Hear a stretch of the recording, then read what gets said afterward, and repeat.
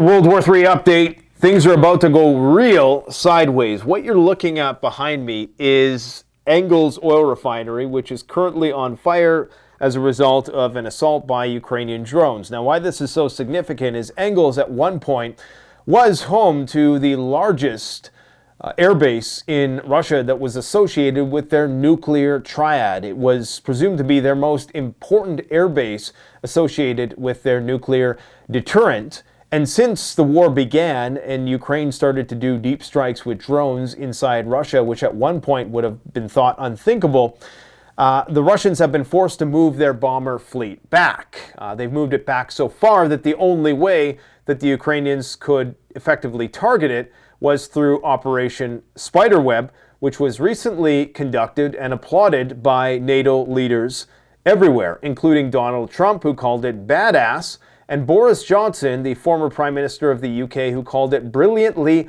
audacious. The Russians are implicating the UK in that attack on their nuclear deterrent, which it appears as though the Russians are going to let slide with impunity. Well, they can't do that for long.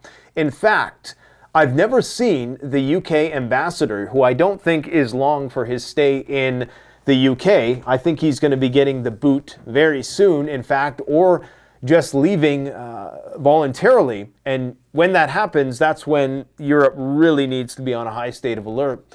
I've never seen him so nervous. This is a cat who typically is quite anxious, but I've never seen this guy so nervous, intense, as in this particular interview. So I want to show you a snippet of that. But what you need to understand right now is that if we're in a situation where Russia is not going to respond directly against NATO, when NATO is degrading Russia's ability to use its nuclear deterrent, then all that's going to beget is another attack. So you can expect more attacks. Like, you got to think about this, guys. For 60 years, NATO generals' wet dream was to take out Russia's nuclear forces, and to do so while incurring minimal retaliation. They basically have that on a silver platter, because every time they do it, and this is only the most recent in a string of attacks on Russia's nuclear deterrent, every time they do it, all Russia does is attack Ukraine. Like, this is a infographic, and I'm not sure who makes these, but this is actually incredible, that tracks all of the attacks that Russia did overnight on Ukraine in response to what Russia is saying the terrorist attacks, as they're framing them, on the railroad system and the numerous railroad facilities that fuel their logistical lines into the front. Let me just see if I have an image of that here somewhere. I know I do. I just can't. I got so many images. So there's 4 railways that are part of the network of logistics that help the Russians get weapons into the fight. And particularly in the regions that they're getting ready to presumably do an offensive. And that's supposed to start any day now, essentially. So that attack, they're saying, is in retaliation. So we don't necessarily have the attack or the retaliation for the attack on the nuclear triad yet. They haven't said what they're going to do in response to that. But some Russian mill bloggers who are very prominent on Telegram are very irate about what appears to be a very lackluster and ineffectual counterattack to the recent attack on Russia's nuclear forces, which in the very least was able to take out 10 or so bombers, or put several into decommission. So here's what he had to say. If today's strike was our response to at least 4 terrorist attacks and the destruction of strategic bombers, this is a translation, then it was worthless. If this was the maximum we are capable of doing without using nuclear weapons, then we need to stop putting bast shoes on our C words and hitting them with nuclear weapons, wiping the enemy one by one. As long as we're able to do this, our cities. Because understand, Russia is making huge sacrifices at this point. And there's going to be people who say, Russia can go on forever. And admittedly, World War II, the Russians were on the brink of total defeat. I mean, they were right outside of Leningrad, right? Or was it Stalingrad? I can't remember which one. The biggest city, Moscow, what is now Moscow. And so they were right outside of there, and the Russians were able to recover and push back. But we live in a different world now where Ukraine didn't have access, or the Nazis didn't have access to satellite data. They didn't have drones that could travel 1,600 miles and climbing, and are packing bigger ordnance, are stealthier. And all of this is reconnaissance by fire. This is NATO trying to exhaust Russia's air defense, and eventually they're going to be able to do that because Russia can only stretch its stuff out so thin. There's so many spies inside of Russia, and eventually Russia has to respond, because if they don't, then they're going to lose it all. Just like Nasrallah and just like Hezbollah, they will lose it all. And I made this video a while back. I don't know, YouTube doesn't want to show people this one, but I'm going to show you it right now. This, I think, is one of the best videos that we ever made, both graphically and just in terms of how succinct it is in explaining what's about to happen here, okay? Ukraine is about to start producing 2,500 of these long-range drones a month, and Germany is going to kick in even more. And all of these European nations are now openly mobilizing against Russia. So it's only a matter of time before that mission creep works its way into even more brazen attacks on their nuclear deterrent. If Russia does not put the nuclear smackdown in a escalate to de-escalate fashion soon, we will find ourselves in a full-blown nuclear war. Take a look at this. No, because they don't want to incite it. Let me just start it over again. Here is something that you're not supposed to know because they don't want to incite a panic. According to numerous sources, both NATO and Russian conventional non-nuclear ammunition stocks are dwindling by the day in the fight for Ukraine. As conventional munitions dwindle for both sides, the likelihood of utilizing nuclear weapons increases drastically. If either side is getting low or even senses that the other side is getting low, the risk of nuclear war becomes extremely elevated. The clock is ticking. Be ready. So the point of this video is to show that the nuclear risk increases as your conventional stockpile of weapons decreases. Now people are going to say, Nate, what do you mean? Russia has an unlimited supply of artillery shells from Kim Jong-un. It will never be taken to that extent. Well, if you're NATO and you just watched Russia sit there and take what they just took on the chin, don't you think they're going to do it again? When the guys who were involved in it, the MI6, are sitting there bragging about how brilliantly audacious Operation Spiderweb was for destroying bombers that helped Putin to blow up babies in their cots, of course, for propaganda purposes.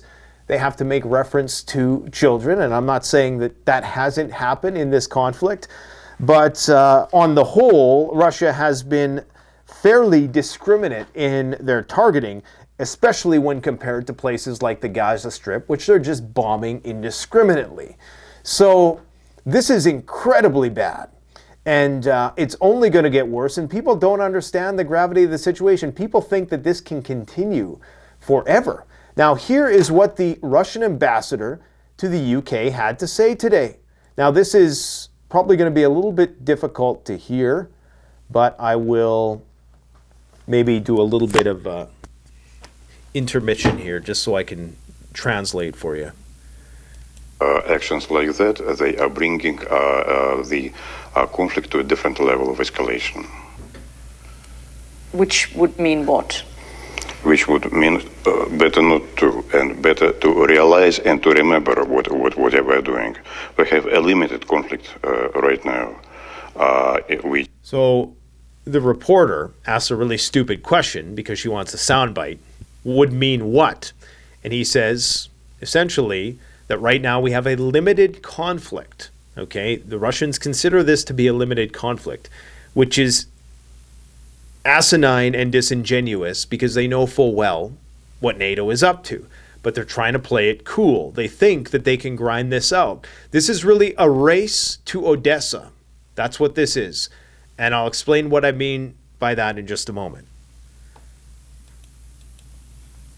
To realize and to remember whatever we're doing. We have a limited conflict right now, which, of course, has a wider projection on the European security. But limited conflict should stay a limited conflict and not to escalate it, not to try to engulf World War III. That's the worst case scenario that we can imagine. So I've never seen this man so replete with consternation as he is in his presentation here. And he's typically somebody who I say is quite high-strung. I mean, it's probably a very stressful job being the UK, the Russian ambassador inside the UK. But particularly so in this interview, he seems as though he knows that we've crossed a certain point. And what he says at the beginning, that this is a new escalation. So it gets very easy to become desensitized to all this stuff, especially seeing as it's been ongoing for 3 years. And the slope of escalation has been so gradual that many people have lost interest and just presume that this thing is never going to escalate to that level, right? But it is at this point in time. It very much is. So we just need to remain vigilant and pay attention to this. Now, here's what Trump had to say with respect to the retaliation by the Russians, who, remember, this retaliation here, the Russians are saying this is in response to the terrorist attack, quote unquote, against the civilian railways. And I believe 130 people were casualties as a result of that. I don't know how many of those were deaths. Nonetheless, there were several acts of sabotage and targeting of Russia's civilian infrastructure that Russia says this is in response to. So for all we know, the Oreshniks can still be inbound. Some people suspect that one might have blown up over Kazakhstan yesterday, that it was another failed launch. But there's no definitive proof of that other than some video footage, which could easily have been a satellite re-entering orbit or atmosphere. Now, here's what Donald Trump had to say with respect to the counterstrike by the Russians. He's very highly thought. What do you make? This is not very loud. Oh, jeez. He's very highly thought. What do you make of the Ayatollah saying that they have to enrich? No, they won't be enriching. If they enrich, then we're going to have to do it the other way, and I don't really want to do it the other way, but we're going to have to. What's your latest? Okay, so that was actually ado with the Iranians. This is the clip that I was referring to. We'll get back to that in a minute. The bombers inside Russia, did that change your view at all of what's the cards he has? Well, they gave Putin a reason to go in and bomb the hell out of him last night. That's something I didn't like about it. When I saw it, I said, here we go. Now it's going to be a strike. Okay, so Trump said that they gave a reason to bomb the hell out of him last night. The Ukrainians gave the Russians reason to bomb the hell out of them last night. Now, a lot of people are interpreting this as Trump is cheering on the Russians. But you have to understand, when Trump does these Q&As on the airplane and he gives these extemporaneous remarks about things, you can never read into it too deeply. You might as well just shake up one of those magic 8 balls, because that's about how much the guy's word is worth at this point, to be quite frank about it. What he's saying, and what he said in a recent sit-down interview or a press conference, was that he thought it was badass. Okay, so he is actually commending the Ukrainians on their strike. He's not really talking about the risk of World War III here as he was before, when this is far and away one of the most egregious attacks on Russia's nuclear deterrent since the war began. And this is the guy who ran on the platform of being the anti-World War III president. Only I can stop World War III. But nobody seems to want to hold him to account for that.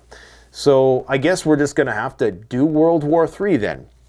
Now, in terms of the Odessa plan, so Russia's plan, according to the Ukrainians, that is, And this seems actually a pretty practical assessment of what they might be able to accomplish. They want to complete the Lugansk and Donetsk Republic to take over the rest of those annexed territories, those oblasts, by fall of 2025.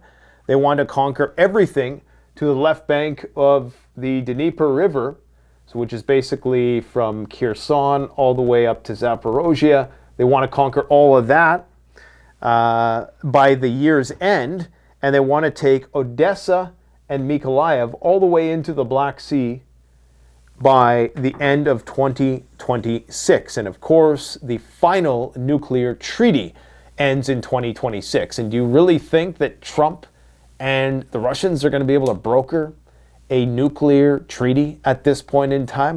I would not hold my breath on that. The goal is try to circumscribe Ukraine into this rump state, whatever sort of remains of it, I suppose, into a rump state that no longer has access to the Black Sea. The question is, if we're talking about the end of 2026, if this is, and this seems in line with a lot of the statements that have been made, and that doesn't even count the buffer zone here, okay? So however far they want to penetrate into those territories as well. If we presume at this rate of escalation, every month or so, Ukraine does one of these big arrow, James Bond-like attacks inside Russia that deteriorates their ability to fight a war conventionally, then by the end of 2026, I mean, they're blowing up the Kremlin on the regular, okay? They have at that point targeted some of Russia's nuclear storage facilities, possibly. The launchers, okay? Right now they've been and justified in their attacks on Russia's nuclear fleet, but we need to understand the consequences of that. As part of New START, to have those bombers out there on the tarmac, that was part of the deal.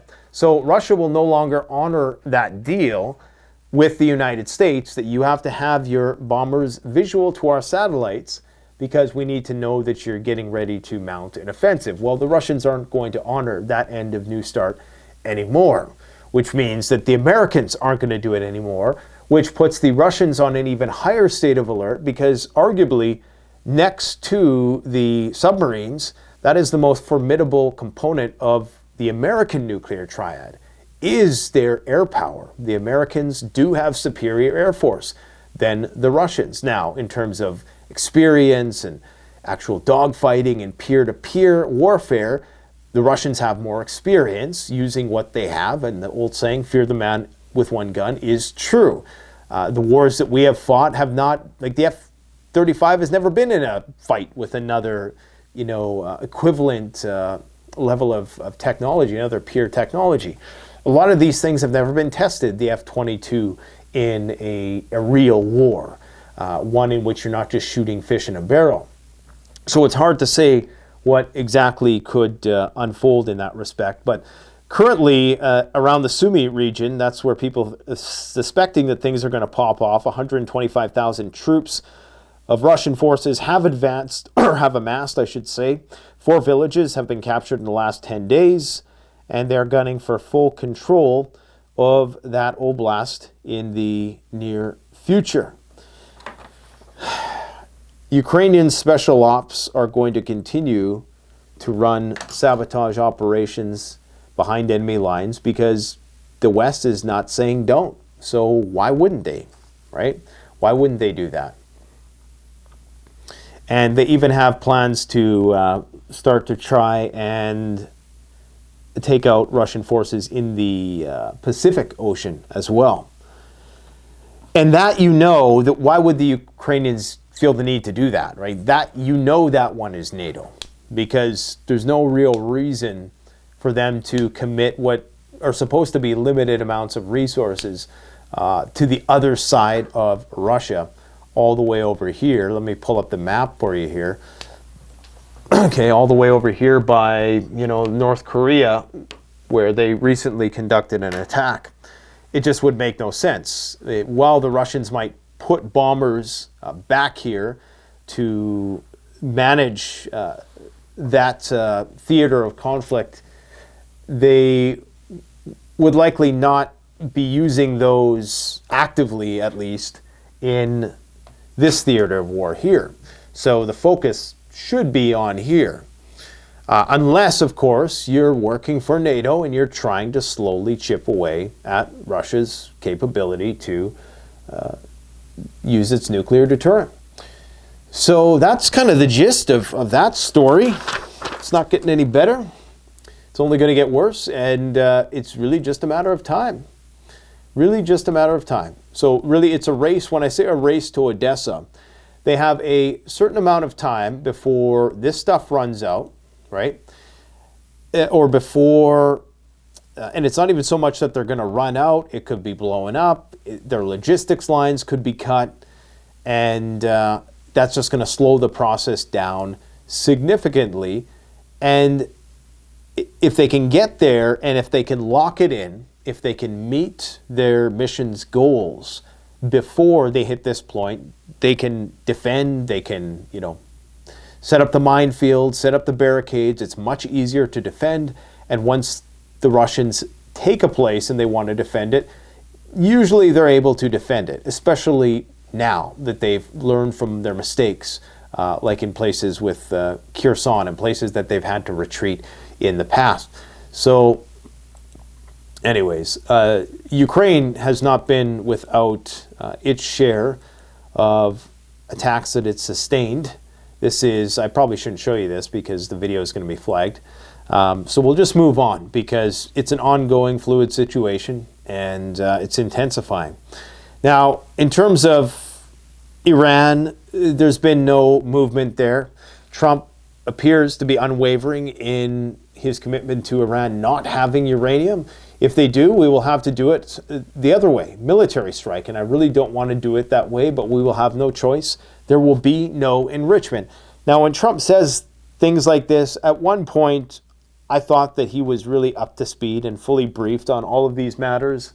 I don't even know if he truly understands the difference in minimal enrichment and enrichment to the point where it could be potentially weaponized. I don't know if he makes that distinction, or when he is caught with these questions, if he's really put any significant amount of thought into what's going on, or if he's just talking about the enrichment that goes beyond 3.67%. So again, you can't really read too deep into these statements, but it does appear that they've reached an impasse.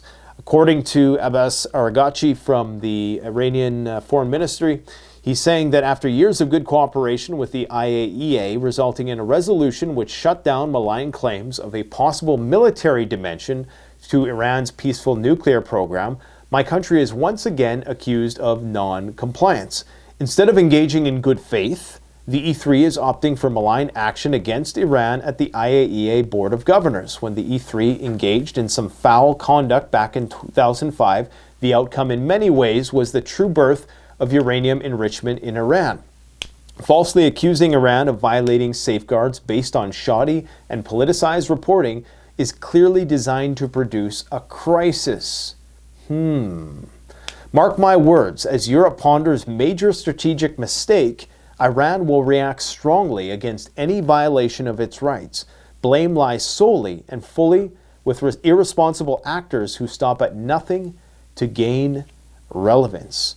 So the IAEA in Europe is saying that Iran is conducting secretive nuclear activities, presumably enrichment, and that for this reason, snapback sanctions need to be immediately imposed, which would likely force Iran deeper into the bunker. So there's going to be a war with Iran. There's no doubt about it. It's just a matter of when they decide to pull the trigger. And whether or not Trump has the political will to do so. But I suspect that they're waiting for something. They're waiting for an event. Just one event is all they need. One event is all they are going to need for this. And I would have suspected Israel already has its casus belli with respect to some of the statements that are being made by the clerical, theocratic class in Iran towards Israel, which is essentially amounts to death to Israel, right? So they have their casus belli essentially, and they'll just go scorched earth, I think. Unfortunately, they're able to do what they want with impunity. They don't have to be compliant with the same IAEA who's saying Iran has to be compliant. And I don't know how many people they've killed right now in the Gaza Strip, but it's quite a few. So apparently they're allowed to have nuclear weapons, but nobody else is. So, they're going to have to duke it out because might makes right. It's not a question of, Israel's more ethically or morally justified. I mean, give me a break. It's a matter of might makes right. And if you're just purely looking at it from an objectivist point of view, that's the only thing that matters at the end of the day. Who has the bigger guns? They make the rules. They say what's good and what's bad. If they say they're good, then they're good. And everybody else has to accept that until somebody decides to push back.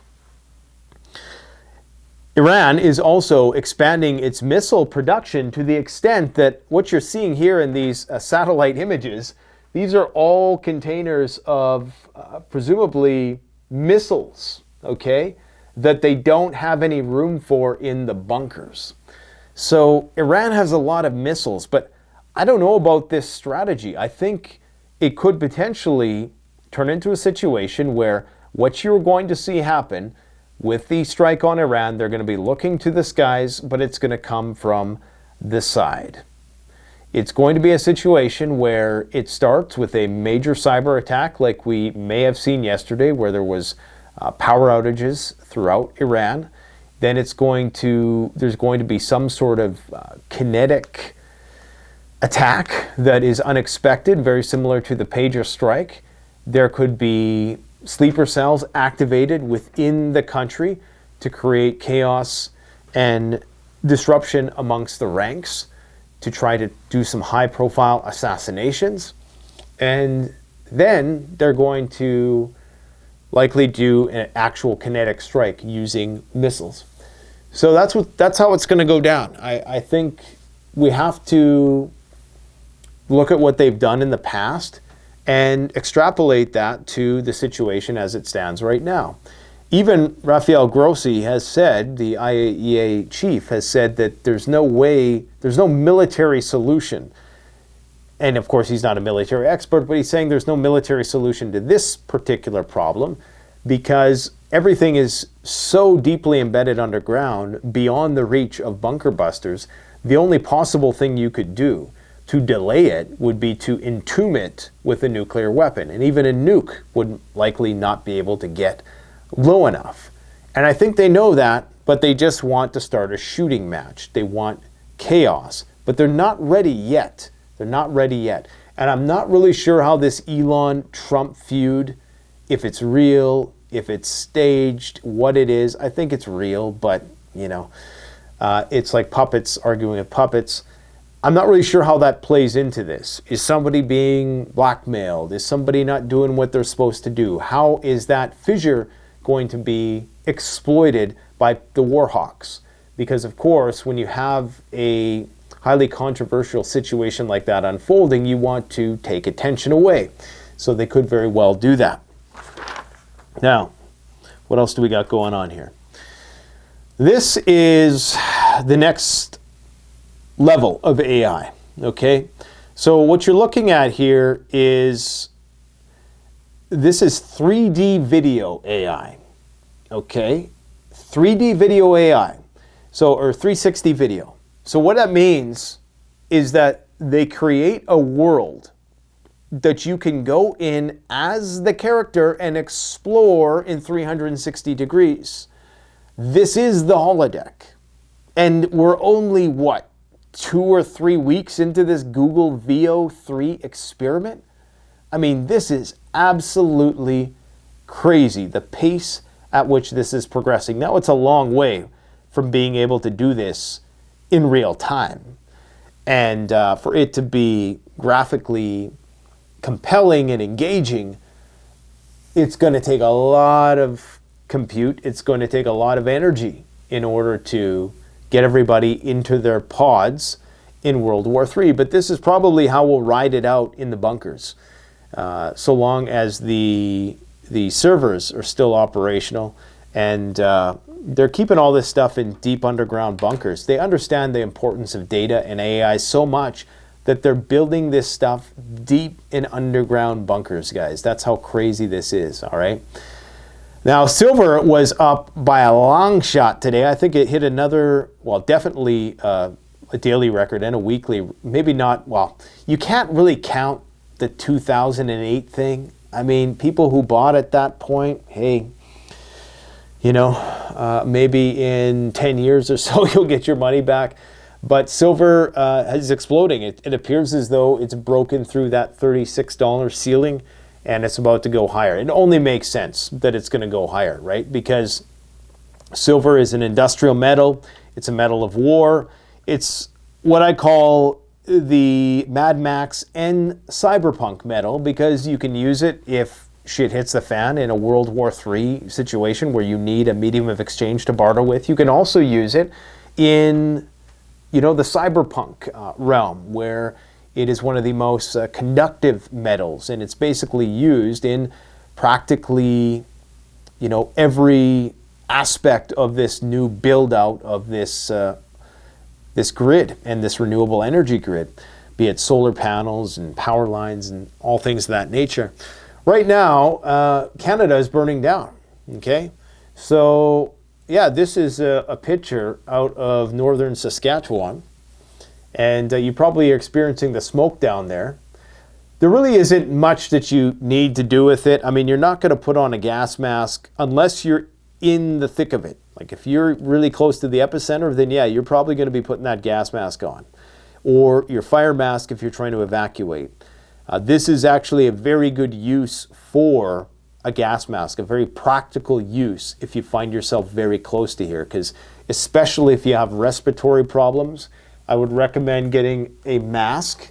And if you know somebody who is infirm or has respiratory issues, the elderly, they're going to need a PAPR, because it's difficult to breathe in these things. If you do have to evacuate them, make sure you have an evacuation plan. These fires are only going to grow. Now, these fires have been attributed to arson and intentional and unintentional acts.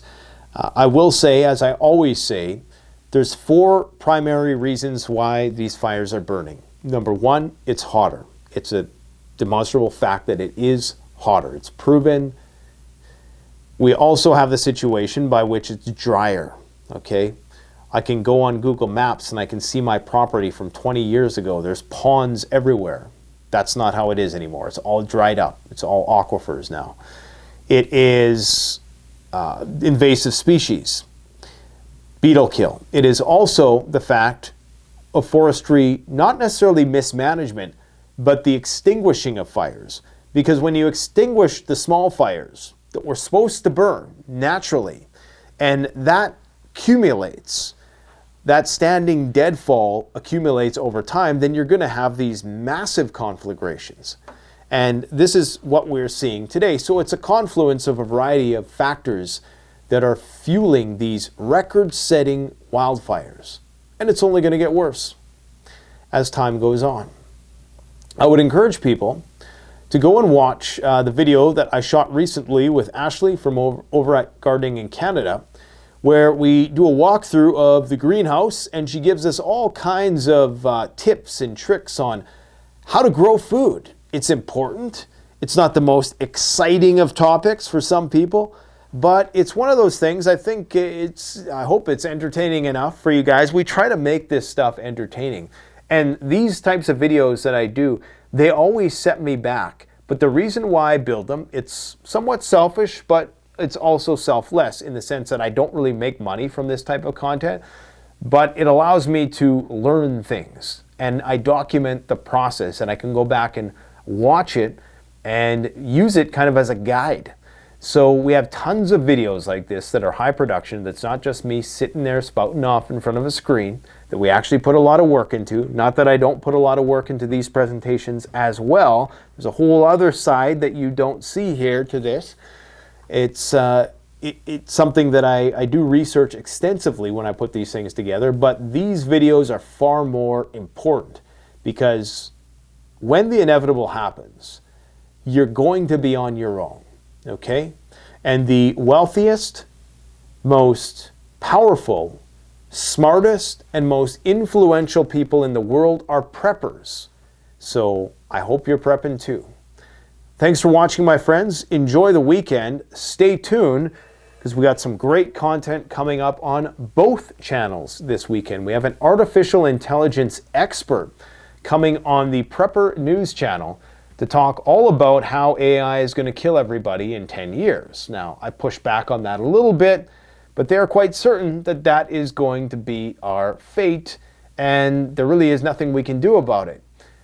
I think what's a more likely scenario, as I articulate in that interview, is that we're likely going to see it weaponized first, okay? That's what's going to happen first.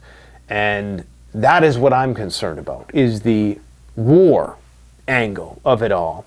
On the Canadian Prepper channel, we're going to be doing some more prepping tips, gear reviews, and we have a special guest on who specializes in emergency preparedness training. They're going to be talking about how to survive things like home invasions and what to do with the self-defense aspect of preparedness. What do you do when the marauders come knocking? You gotta have a plan, my friends. Take care. See you on the flip side. Canadian Prepper out.